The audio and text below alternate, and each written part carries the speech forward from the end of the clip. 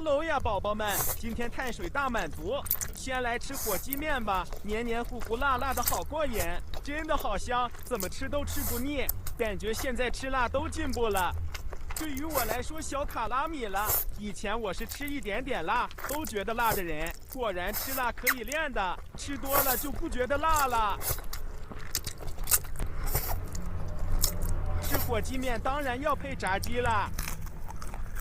这俩简直是绝配，我点的是双拼口味。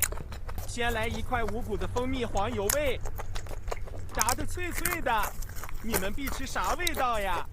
过了个年，大鱼大肉吃多了，真的太馋这些了。我的早中晚饭都回来了，这些都是我在美团拼好饭点的，要比外卖便宜很多，等于变。